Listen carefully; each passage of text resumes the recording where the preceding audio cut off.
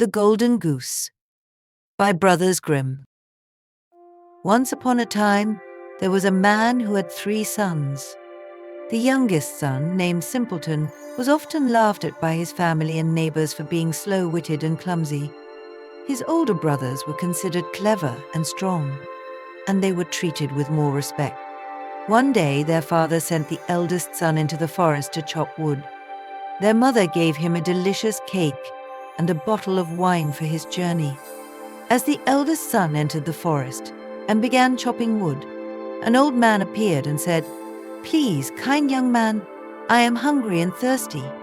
Could you spare me a little of your cake and wine?" The eldest son, feeling too proud to share, replied, "If I give you my food and wine, I won't have enough for myself. Leave me alone." And so the old man went away, shaking his head. The eldest son continued his work, but soon after, he accidentally struck himself with his axe and had to return home in pain, having accomplished nothing. The next day, the second son went into the forest with a cake and bottle of wine. Just as before, the old man appeared and asked for a little of the cake and wine. The second son was just as selfish as his brother. "Go away, old man.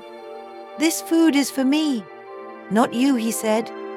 The same fate befell the second son, and he too returned home injured and empty-handed. Finally, it was Simpleton's turn. Though his family doubted he could succeed, he set off into the forest. His mother gave him a cake made from water and ashes and a bottle of sour beer, thinking he wasn't worth better provisions. When Simpleton reached the forest, the old man appeared again and asked for a little food and drink. Simpleton, with a kind heart, said, "I only have a simple cake and sour beer, but you are welcome to share it with me." The old man smiled and sat with Simpleton to eat. When they had finished, the old man said, "Because of your generosity and kindness, I will reward you. Chop down that old tree over there, and you will find something special." Then the old man disappeared. Simpleton did as the old man said and chopped down the tree. To his amazement, inside the trunk was a golden goose. Simpleton picked up the golden goose and, delighted with his good fortune, set off for the town. On his way, he stopped at an inn for the night.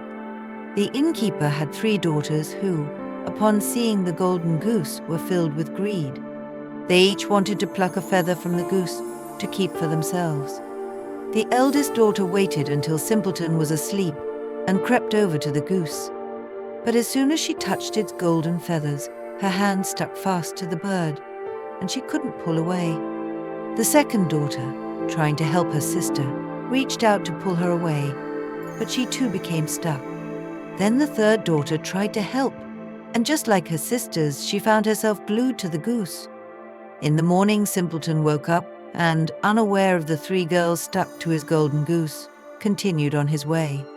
The innkeeper's daughters were forced to follow him, stuck fast to the goose.